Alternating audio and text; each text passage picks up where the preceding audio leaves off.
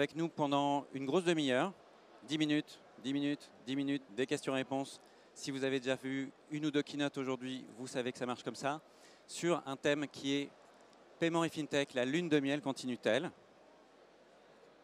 Qui dit continue-t-elle dit il y a eu lune de miel. Et lune de miel, notamment depuis longtemps entre le paiement et la fintech, pré-Covid, mais aussi pendant le Covid, qui a été une crise autant pour les hommes que pour les commerces. Et on va en reparler parce que ça a été une innovation accélérée par cette crise. Et vous savez, maintenant, on vit dans un monde multi-crise. Donc on va voir si c'est toujours le moment d'être toujours aussi solidaire avec les fintechs et comment le faire. Donc on va parler de plusieurs angles de vue. Et j'ai la chance d'avoir avec moi aujourd'hui Alain Clos, président de France Fintech. Bonjour Alain. Bonjour. Et Stéphane Chemier, directeur commercial de VoxPay. Bonjour Romain. VoxPay qui est membre de France Fintech et alumni du Lab ICB dont je vais parler. Donc c'était l'exemple de start-up fintech parfaite pour nous, pour vous parler aujourd'hui. Et toi, tu es partenaire. Moi, je suis entre un partenaire et un membre. Voilà, il y a beaucoup de partenaires, beaucoup de membres. On s'y perd. L'important, c'est ce qu'on va raconter. Je vais commencer avec une première partie sur le Lab.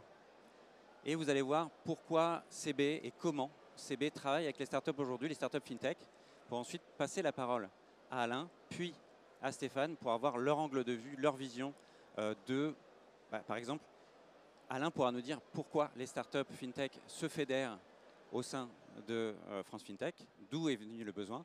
Et puis, Stéphane pourra nous dire pourquoi il a travaillé avec le Lab et pourquoi il fait partie de France Fintech, par exemple. Première partie, 10 minutes, CB et les fintech.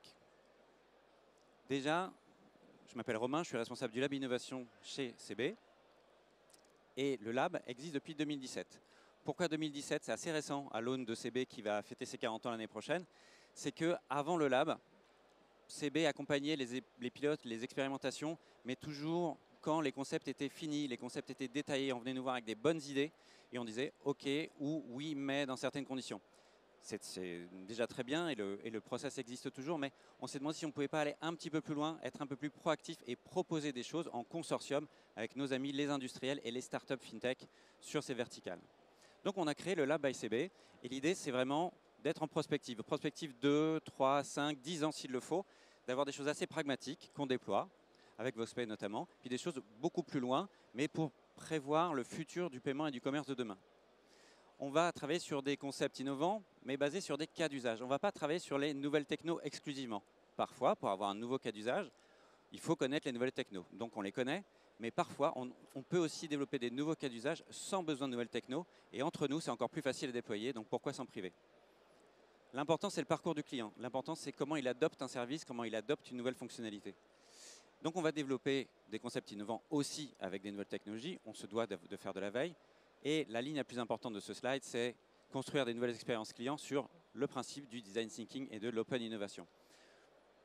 Ces mots, ces anglicismes, certains d'entre vous les connaissent. L'important, c'est qu'ensemble, on a des idées qui peuvent être mises sur le terrain. Seuls, CB sont des experts du paiement, mais pas forcément des experts du métier sur le terrain que VoxPay peut connaître ou des experts des relations entre les membres que France Fintech peut connaître. Donc on va travailler en général en consortium. Et un consortium qui marche plutôt bien, c'est CB, un grand groupe, une fintech.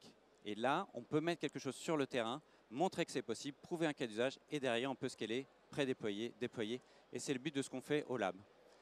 Très vite, CB travaille déjà avec les banques membres, les commerçants CB, voilà, les fournisseurs de solutions. Le Lab, il a apporté les instituts de recherche, notamment la chaire finance digitale sur la modélisation de data géospatiale temporelle, et aussi les académiques. On travaille avec des écoles, on a des programmes avec des étudiants qui vont travailler sur des problématiques des commerçants et des membres CB, banques, et qui vont pouvoir aussi travailler sur le design, l'UX et l'UI des problématiques liées au métier des banques, liées au métier des commerçants CB.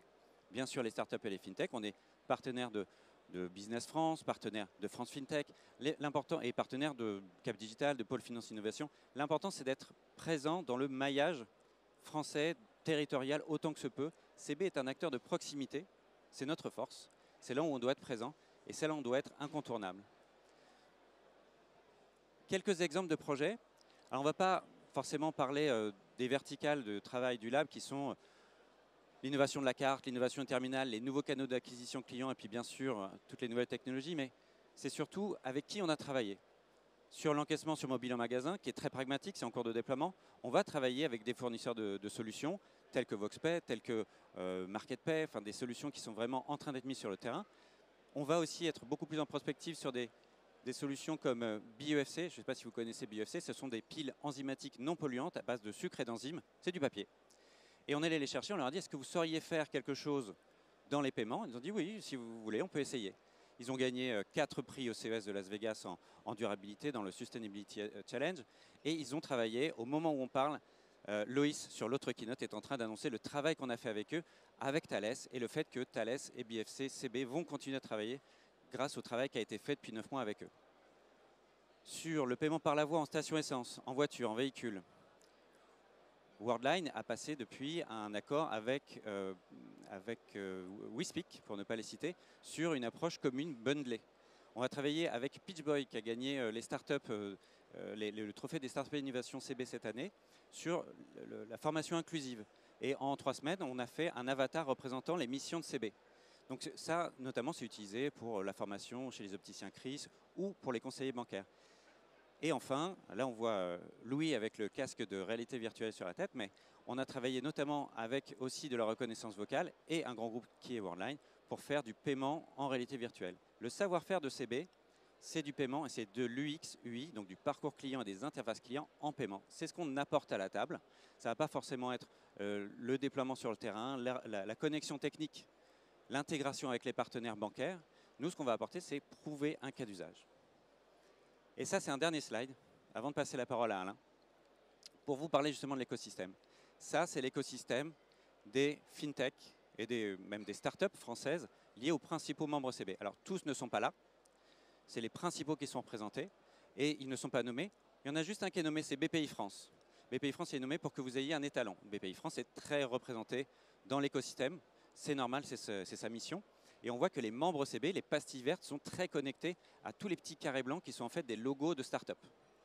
Ce qu'il faut voir aussi, c'est les petits îlots autour, les petits nuages qui sont un peu indépendants. Ça, ce sont les start-up que seule une banque connaît. Alors, on est parti de données publiques. Je vous rassure tout de suite, on n'a pas des informations secrètes. Donc, tout ça, c'est des données publiques.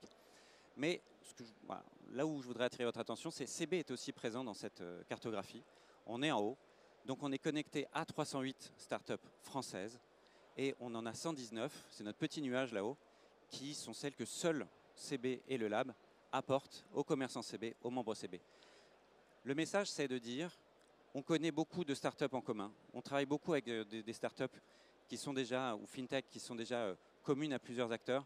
Mais chacun d'entre nous travaille avec des valeurs spécifiques qui peut apporter à la place.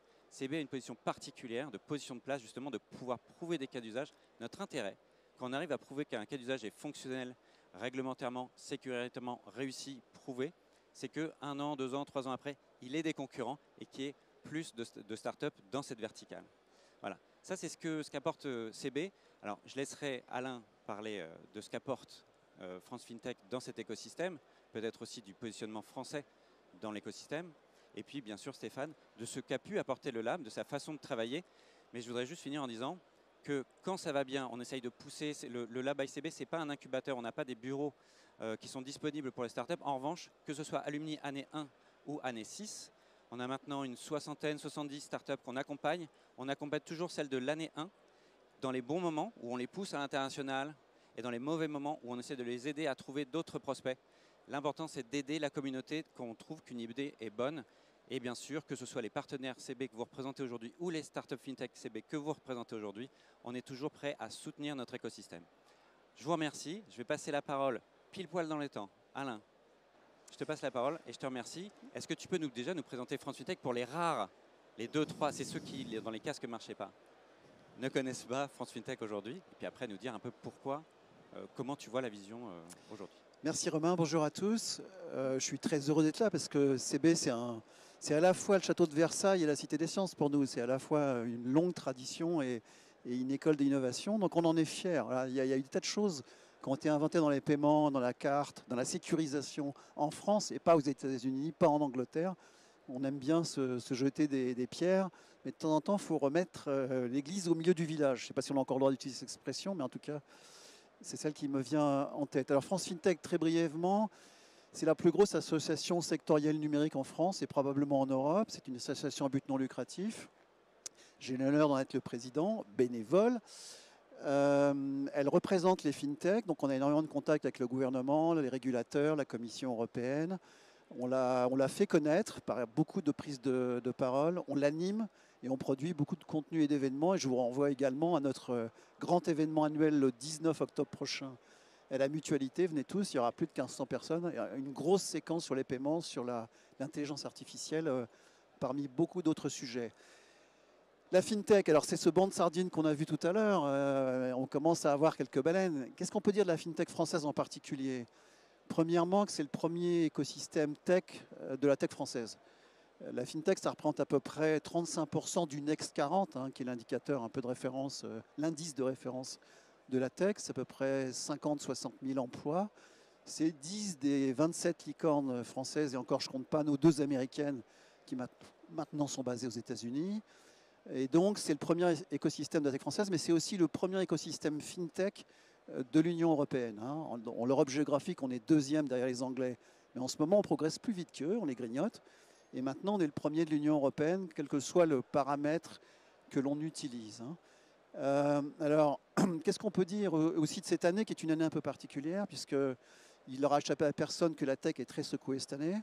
Donc, on est dans une situation assez intéressante, et pour ne pas dire paradoxale, avec une forte baisse des levées de fonds, qui ont baissé pratiquement de 60-65%. Mais il reste quand même 800 millions d'euros, ce qui fait encore de nous le premier écosystème de l'Union européenne. Les valorisations ont également pas mal baissé, ça dépend des secteurs. Et à certains égards, ce n'est pas un mal, parce que certaines valorisations, quelquefois, nous paraissaient généreuses, on va dire. Mais l'écosystème est très résilient, c'est la seconde caractéristique, c'est que les chiffres d'affaires progressent fortement, parce que la numérisation des services financiers continue, elle s'accélère. La monétisation également, il y a plus d'un tiers, alors que plus de la moitié des fintechs françaises ont moins de 5 ans, déjà plus d'un tiers sont rentables, ont passé le point mort. Et la plupart sont sur le chemin pour arriver à leur BP, et donc on est assez confiant. Et je dirais aussi que la fintech française est en train de consolider. Aujourd'hui, elle achète nettement plus de fintech concurrentes hors de France que le contraire. Il y a une consolidation qui est en train de se faire au profit des plus importants, des meilleurs. On possède déjà pas mal de champions. On a un champion du monde, qui est Ledger. Et on a 6 ou 7, 8 champions d'Europe. Dans les paiements, tout le monde connaît Lydia. Lydia, c'est 6 millions d'utilisateurs. C'est 35% des Français de 18 à 35 ans qui l'utilisent. C'est de 100 à 120 000 nouveaux clients par mois. Voilà, c'est ça les indicateurs. Mais on pourrait citer aussi Payfit, Swile, Voxpay, l'omnicanal sécurisé. Et donc on commence à avoir discipline par discipline beaucoup de champions. Les fintech et les paiements, pour essayer de traiter la question posée. Alors, au commencement était le paiement dans la fintech. Ça a commencé par les paiements. Pourquoi? Parce que, ça ne va pas forcément faire plaisir ce que je vais dire, mais la disruption, pour utiliser cet horrible néologisme, elle attaque au croisement de 2 paramètres simples, la marge et la frustration. C'est pour ça en ce moment d'ailleurs que le secteur le plus actif, c'est les TPE-PME, parce que c'est là qu'on croise le mieux à l'heure actuelle. Et donc ça a commencé par les paiements, et ce qui est intéressant, c'est que contrairement à ce que j'ai quelquefois lu ou entendu, ce n'est pas de la tech. L'innovation n'a pas concerné la tech. Il n'y a pas de tech de rupture dans une application de paiement. Pas jusqu'à présent, ça commence aujourd'hui. Et au fond, sur quoi apporter l'innovation essentiellement? C'est sur 3 paramètres. L'usage, la manière de consommer le service. Par exemple, la cagnotte, le paiement peer-to-peer. L'expérience utilisateur a été longtemps négligée, mais chez les moins de 35 ans, si on ne parle pas leur code, c'est foutu. Et ne jamais oublier que les moins de 35 ans aujourd'hui, non seulement sont plus nombreux que les autres, ça nous chasse un peu, en tout cas moi, mais aussi sont les prescripteurs culturels en dernier ressort. C'est eux aujourd'hui qui impriment les règles de consommation, y compris dans les services financiers, qui se banalisent, que ça nous plaise ou pas. C'est ainsi, les moins de 35 ans ne voient pas de raison de ne pas consommer les services financiers comme ils consomment les réseaux sociaux, le streaming, le transport, la culture. Et donc il faut s'y adapter, même si c'est un service pas comme les autres du point de vue de la réglementation. Donc les paiements, c'était à l'origine, ça a concerné l'usage et l'expérience utilisateur, et puis aussi les modèles, la manière d'agréger les services. Par exemple, le crowdfunding, c'est à la fois un modèle de placement et un modèle de financement. Hein. C'est une manière de combiner tout cela. Jusqu'à présent, c'était ça. Aujourd'hui, la tech prend le pouvoir, très clairement. Et on a deux grands vecteurs extrêmement porteurs qui sont l'intelligence artificielle, qui est absolument massive dans ce secteur. J'y reviendrai brièvement. Et puis la tokenisation, hein, le Web3, qui est un très grand sujet également de développement chez nous à l'heure actuelle. Le paiement aujourd'hui, c'est à peu près 15% de la fintech. C'est à peu près 135 startups, une brillante à côté de moi. Les fintech françaises traitent à peu près 10% des paiements aujourd'hui. Elles sont à 75% d'entre elles sur le transfert, à 18% sur la fidélisation et le cashback, et à 7% sur le traitement des devises. C'est à peu près ça la répartition, avec des croisements possibles, bien entendu. Hein. Le paiement, c'est toujours un potentiel d'innovation considérable parce que les tendances sont très lourdes et très fortes à l'heure actuelle. La première tendance que j'ai mentionnée, c'est celle de la tech. La tech est en train de submerger notre domaine. Et au fond, elle fait le lien qui est très très important entre le paiement, l'open banking et le crédit. Hein, ce n'est pas forcément intuitif, mais en réalité, le paiement est le service qui est le plus viral avec l'utilisateur. Il y a le plus d'échanges qualifiés, réguliers. On se connaît de plus en plus. Et ça provoque des capacités de gestion algorithmique du score, du risque, des applications prédictives qui fonctionnent de mieux en mieux. L'open banking, la partie réglementation DSP2, DSP3, je ne rentre pas dans le détail, plus l'open banking est en train d'accélérer le mouvement. Et au fond, ce qu'on est en train de faire, c'est de passer de plus en plus en matière d'analyse du risque d'une contrepartie, qu'elle soit particulière ou corporate, à la gestion dans le rétroviseur, regarder les comptes anciens pour projeter l'avenir, à une gestion algorithmique de type un peu plus américain. Les Américains fonctionnent comme ça depuis 30 ans. Et c'est en train de se déployer en Europe et notamment en France. Deuxième tendance, la globalisation. La finance que j'ai beaucoup pratiquée dans tous les registres, notamment en banque, et j'en suis fier, elle était locale, elle était multilocale. Il n'y a pas d'usine commune en Europe, même en Europe, de prêts personnels ordinaires ou de prêts immobiliers. Le numérique, il rend générique les services et on consomme le paiement peer-to-peer ou la cagnotte de la même manière à Aurillac ou à Singapour. Et ça, c'est en train, évidemment, d'ouvrir les frontières avec tous les enjeux de conquête, mais aussi de submersion auxquels on fait face aujourd'hui. Le risque croît énormément. Hein. 2 minutes. Qu'est-ce que je peux, à ce moment-là, si je dois approcher un peu plus de la conclusion, je dirais que le paiement, il va demeurer un secteur considérable pour nous d'innovation, notamment par le choix que font beaucoup de nos acteurs d'aller soit vers la super app, c'est-à-dire de multiplier les services sous la même plateforme, soit d'aller vers la néobanque.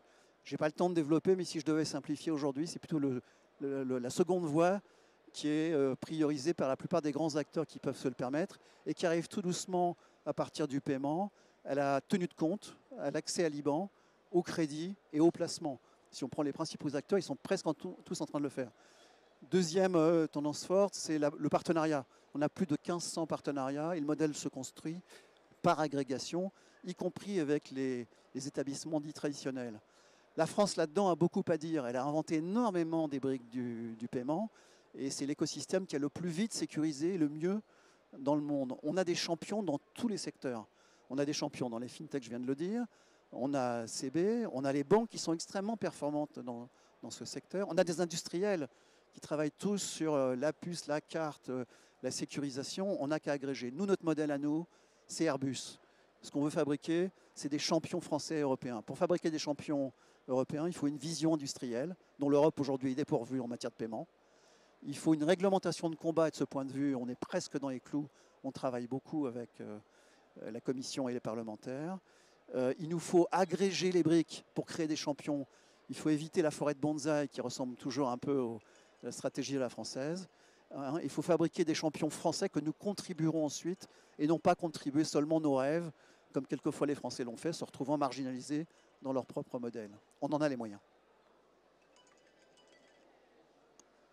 Merci Alain, merci beaucoup. Alors maintenant, on va donner, et puis on a plein de questions déjà, moi j'en ai, donc gardez-les pour dans 10 minutes. On va laisser la parole, et je vais te donner la zapette magique. Stéphane, justement donner la parole à VoxPay, qui est une fintech, membre de France FinTech et alumni du Lab. Si tu peux nous expliquer votre angle de vue, comment on vit être une fintech aujourd'hui, hier et demain. Alors merci Romain, merci Alain. Je pense que vous avez défini beaucoup de choses et notamment l'intérêt de toute FinTech à partager l'expérience et les sachants. La FinTech, ça va vite. La FinTech, doit être disruptif. Excuse-moi pour le terme à nouveau. Néanmoins, on ne doit pas perdre de vue l'essentiel et la façon dont tourne le marché. Donc nous, on est une FinTech française spécialisée dans le paiement omnicanal sécurisé. On a une double expertise d'un côté sur le paiement, bien évidemment, et à travers notre autre cofondateur sur la partie télécom. Et on a un positionnement particulier sur le marché qui est remettre l'humain au cœur du paiement. Donc en fait, nous, on a le même adage que beaucoup. Seul, on va plus vite. Ensemble, on va plus loin. Et on a besoin, bien évidemment, d'être dans un véritable écosystème. On le voit, nous, sur des gros marchés. On a la chance aujourd'hui d'avoir des gros marchés, que ce soit en France ou à l'international. Je vois des partenaires juste à côté de moi qui développent à l'international avec nous. Mais on a besoin, effectivement, on est un spécialiste.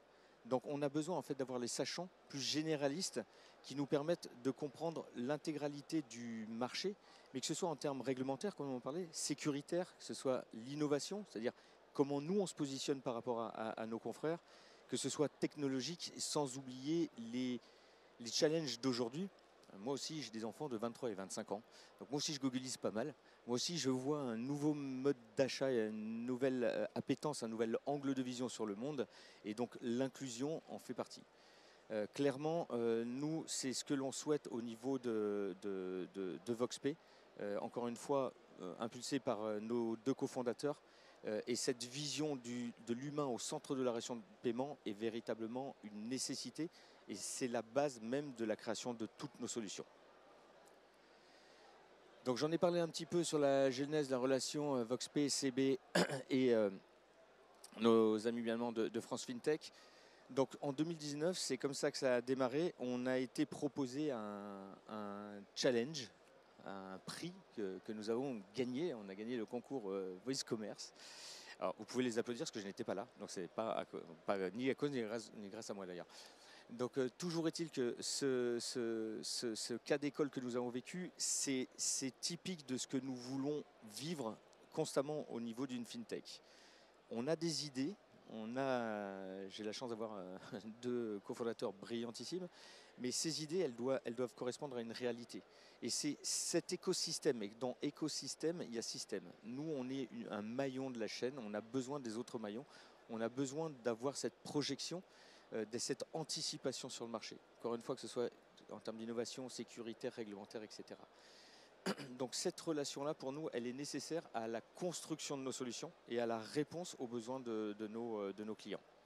Donc c'est pour cela que non seulement on est rentré très très vite dans cet écosystème CB et France FinTech, et on a s'il y a une chose dont on n'a aucun doute année par année, c'est de conserver cette relation-là. Nous, elle est fondamentale, encore une fois, dans la réflexion et dans ce que tu disais tout à l'heure, Alain. C'est bien intellectuellement de lancer des grandes idées, mais s'il n'y a pas d'exploitabilité derrière, d'exploitation derrière par le marchand, le commerçant, la sécurité et les institutions, on ne peut rien faire. Donc c'est intéressant, mais ça ne rime à rien. Alors je vais illustrer justement un cas concret d'alliance de tous les acteurs de l'écosystème pour répondre à une urgence que tout le monde a connue. C'est la Covid, bien évidemment, qui a frappé tout le monde de façon assez inattendue pour beaucoup. Nous, au niveau de la FinTech, on avait effectivement rencontré cet écosystème, on voyait des choses qui commençaient à arriver, pas en termes de pathologie, en termes d'innovation, j'entends. Et on avait déjà proposé à certaines banques des solutions pour augmenter leur capacité à faire de la vente à distance sécurisée. Donc notre job à nous, c'est transporter les coordonnées bancaires de façon sécurisée, donc c'est amener la fameuse certification PCI DSS de niveau 1 à nos clients. Et quand la Covid est arrivée, là, en fait, le fait de faire partie de ce fameux écosystème, ça a en fait accéléré les choses. Ça nous a permis en fait de tous réunir en un temps record en disant voilà, aujourd'hui, tous nos commerces ferment. Il faut absolument faire quelque chose, une idée pour essayer de les aider. Ils sont venus nous voir au sein de VoxP et on a réussi à mettre en place de façon assez rapide, du fait de cette connexion, avec tous les acteurs pour proposer une solution aux commerçants de la click and call and collect qui a participé, alors qui n'a pas sauvé tous les commerçants, ça va soi, en tous les cas qui a participé à cet élan. Et pour nous, c'était extrêmement important parce qu'aujourd'hui, quand on était sur une stratégie dite défensive, il fallait sauver son commerce. Aujourd'hui, toutes les statistiques et toutes les analyses et toutes les mesures montrent que cette stratégie défensive, on est passé sur une stratégie offensive et aujourd'hui, on peut s'apercevoir que ça peut représenter jusqu'à 15% du chiffre d'affaires d'un commerce traditionnel physique. Donc aujourd'hui, pour nous, le plus important, c'est ce qu'on disait, c'était vraiment répondre aux attentes et au parcours des consommateurs. Grâce à l'écosystème qui nous apporte cette technologie, on ne veut surtout pas prendre le mauvais dérapage d'utiliser la technologie pour la technologie. On doit répondre à quelque chose d'extrêmement simple et que l'on partage tous les jours avec CB, c'est la simplicité et la sécurité. La sécurité sans concession en termes de fraude, en termes de protection des données. En tant qu'acteur français, on en est très approché et c'est quelque chose de fondamental pour nous. Et il faut que ce soit simple, quel que soit le canal, que ce soit online ou offline, avec ou sans site internet, quel que soit le lieu, à distance, en proximité, puisqu'on sort des solutions de proximité également, en France ou à l'international, et tout le temps. C'est-à-dire qu'on soit capable de travailler en mode synchrone ou mode asynchrone. Donc, pour rester dans les temps, ce qui est super important pour nous aussi, c'est toute la partie UX et on est très présent. Vous avez peut-être compris à travers mon discours qu'on est très présent dans les centres de relations clients. L'humain pour nous est fondamental, donc c'est cette relation, cette interactivité que l'on cherche. Mais aujourd'hui, pas que. On s'aperçoit, et encore une fois, j'ai la chance d'avoir des enfants qui ont l'âge aujourd'hui d'échanger beaucoup avec moi et qui nous disent effectivement qu'ils veulent envisager la vie, le commerce, l'achat, la planète différemment. Aujourd'hui, sur le canal téléphonique, effectivement, on fait plein de choses. Il y a énormément de gens qui utilisent le canal numérique pour arriver sur un canal humain. On a beaucoup d'entreprises et nous avons la chance d'avoir des industries du luxe qui nous font confiance. Ces industries du luxe, c'est leur image qu'elles travaillent. C'est la relation qu'elles vont faire avec leurs clients. Elles ont besoin d'avoir cette image qui soit portée par les clients en termes d'ambassadeurs. Elles ont besoin que ces clients ils soient fidélisants et fidélisés à travers la marque, qui est une appétence, qui est une appartenance. Et clairement, moi je m'aperçois avec la nouvelle génération, c'est ce qui arrive. Donc c'est exactement ce que nous tentons de faire. Donc le paiement pour nous, c'est pas une partie qui ne fait pas partie du parcours client. Le parcours client se termine par le paiement. Vous pouvez avoir la plus belle qualité en termes d'expérience client offerte à vos clients. Si vous ratez le paiement, vous perdez toute cette énergie que vous avez dépensée. Vous perdez toute la qualité que vous avez mis en place. Et c'est comme ça, en l'occurrence, qu'est né VoxPay. L'objectif pour le marchand, c'est de lui maximiser son taux de transformation en comprenant et en permettant à ce marchand de proposer tous les canaux que le client souhaite. Et aujourd'hui, on le lit dans tous les magazines et de toutes les analyses et toutes les mesures. Une personne, un porteur de carte, donc un consommateur qui n'a pas son choix de paiement favori, s'en va, part à la concurrence. Donc l'objectif, ce n'est pas de savoir ce qui est bien, ce qui est mal, c'est de lui proposer l'intégralité et il va faire en fonction de ses us et coutumes, en fonction de son âge, en fonction de considérations économiques, bien évidemment. On est dans une conjoncture tout à fait particulière. Donc nous, on est souvent appelés et on appelle nos partenaires et nos clients dès l'instant que pour vous, vos clients ont de la valeur. Si vos clients, vous avez des messages à leur donner, si vous avez une image à partager, vous pouvez et vous devez, j'allais dire, penser à VoxPay, qui permet effectivement de sublimer les interactions avec vos clients. C'est notre job de remettre cette relation au centre du paiement. Merci Stéphane. Pareil, 10 minutes, bravo. Je crois que ce qu'il faut vraiment comprendre, il y a quand même quelque chose, avant qu'on prenne les questions-réponses, quelque chose d'important, c'est que VoxPay, quand on vous a connu, on vous a sélectionné sur le commerce par la voix. En 3 semaines, pendant l'été, nous on était à la plage, hein, au lab. Vous avez trimé. Quand on est revenu, il y avait des démos qui marchaient, on pouvait montrer ça à tout le monde. Et derrière, il y a eu le Covid. Vous avez réagi aussi, le Pay by Link, hop. Et maintenant, vous allez sur le SoftPOS. Vous êtes plutôt acteur e-commerce, etc. Et vous aviez compris parce que quand on échangeait avec des retailers, ils nous disaient, moi, j'ai des gens qui m'appellent, qui me donnent leur numéro de CB par téléphone. c'est pas possible, mais d'un autre côté, je veux garder cette relation client. Et vous dites, ouais, pas de problème, on garde la relation client, mais ça ne s'affiche pas pour le téléconseiller. Simple, efficace. Donc, vous avez fait des choses simples, efficaces, recettes connues des fintech au démarrage. Ensuite, vous êtes adapté, vous avez réagi, vous êtes pivoté. Bravo, je pense que c'est vraiment un très bon exemple de membre de France FinTech. Merci beaucoup. Je suppose que vous avez des questions dans la salle. C'est le moment. Levez la main si vous voulez poser des questions à VoxPay, à France FinTech ou à CB, à moi, allez-y, vous avez le droit. Oui, non. Alors, en attendant, moi j'en ai une. On peut parler, est-ce qu'on peut parler, alors je vais me tourner vers Alain, est-ce qu'on peut parler d'un cercle vertueux? Est-ce que tu comprends, si je dis, par exemple, une start-up pour démarrer, elle a besoin de partenaires solides comme, je vais prendre un groupe bancaire éminent en France. Mais pour faire ses preuves, c'est compliqué, il y a du due diligence, de la compliance, il faut faire de l'industrialisation, etc. CB peut se mettre au début de cette relation en disant on va essayer de prouver le cas d'usage, prouver que vous êtes des gens sérieux. La confiance, ça se construit. Est-ce que tu vois ce cercle vertueux ou c'est quelque chose, c'est une vision de l'esprit, c'est bien joli, mais en fait, c'est pas la vraie vie? Alors la coopération, je l'ai dit tout à l'heure, c'est au cœur du modèle parce qu'au fond, ce qui caractérise souvent l'économie numérique, c'est une approche moins propriétaire qu'il est convenu d'appeler l'économie traditionnelle, sans condescendance aucune, j'en viens. En ce sens où les fintechs, les acteurs du numérique, se spécialisent sur 2-3 briques régaliennes et pour les autres collaborent, coopèrent. Dans les 1500 partenariats dont je parlais tout à l'heure, il y a à peu près la moitié de partenariats de production, c'est-à-dire on fabrique un produit ensemble pour les clients de l'un ou de l'autre, ou de distribution. Hein. Et ça se développe tous azimuts. Alors maintenant, ce qu'il faut accepter quand on collabore les uns avec les autres, c'est deux choses. Le premier, c'est, je ne suis pas avare d'horribles néologismes que je déteste, mais celui-là, il parle quand même assez bien, c'est coopétition. C'est-à-dire la plupart de mes membres, ils sont à la fois partenaires des groupes bancaires et assurantiels, et ils sont concurrents. Et ce qui a changé, c'est que de part et d'autre, on vit très bien avec ça, parce que ça stimule. La deuxième chose, c'est le respect réciproque. C'est-à-dire, ce qui est très difficile à accepter quand on est un vieux schnock comme moi, c'est qu'on apprend en ce moment, et c'est une donnée historique, pour la première fois, sur le plan technologique, on apprend plus de ses enfants que de ses parents.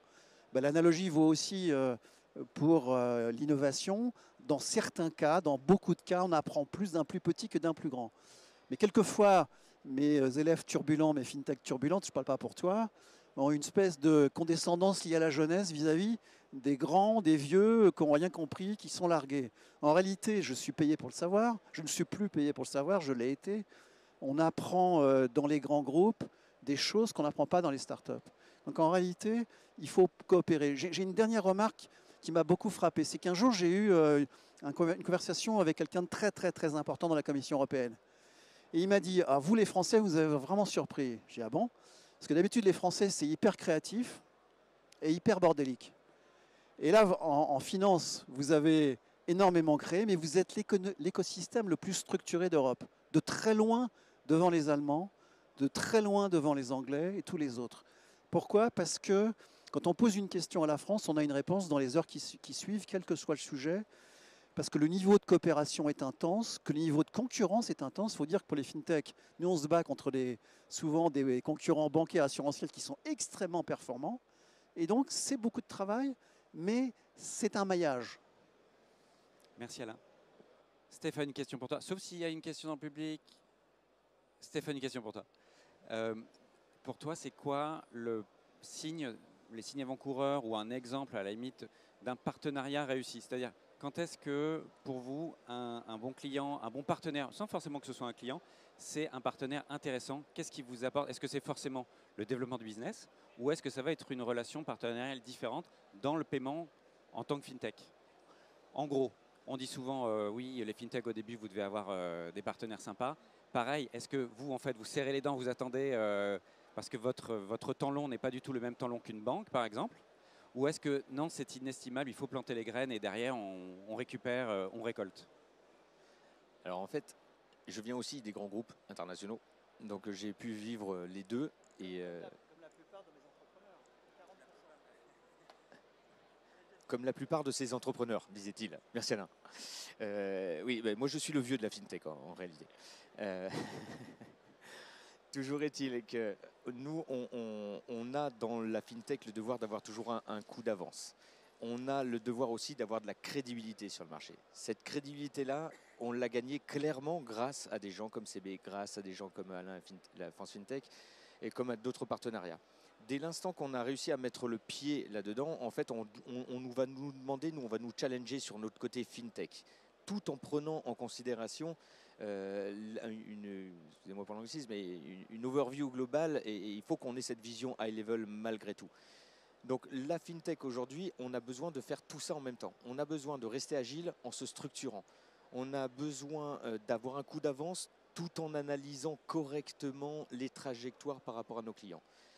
La plus belle réussite pour moi d'un partenariat, c'est celle que je vis avec beaucoup de nos partenaires, et encore une fois j'en ai un partenaire juste à côté qui nous fait très plaisir, c'est de grandir avec eux.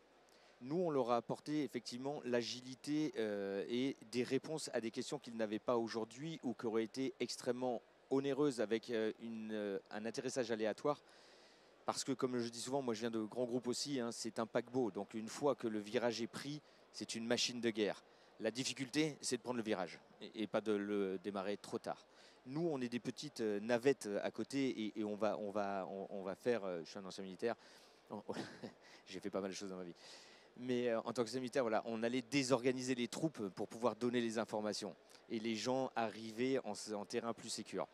Donc tout ça pour dire que nous, on doit conserver ce rôle de FinTech, et le partenariat, c'est quand nos plateformes grandissent ensemble. C'est eux qui nous impulsent maintenant sur ne me donnez pas le pont, c'est ce que je leur dis tout le temps. Vous êtes un point A, vous allez à un point B, nous sommes constructeurs, on va vous proposer des ponts. On veut juste savoir où vous voulez atterrir. Et nous, notre rôle de FinTech, c'est de créer ce fameux pont.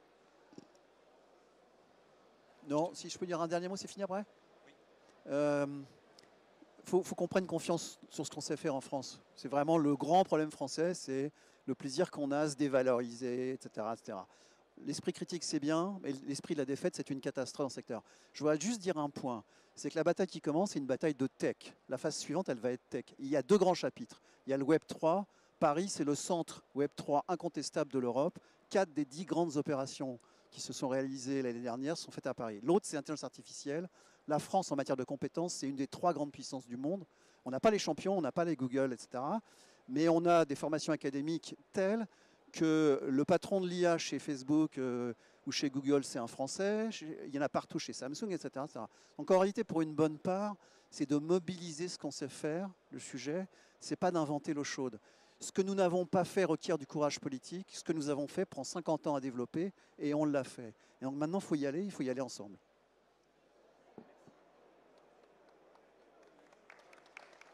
Allez-y. Ouais.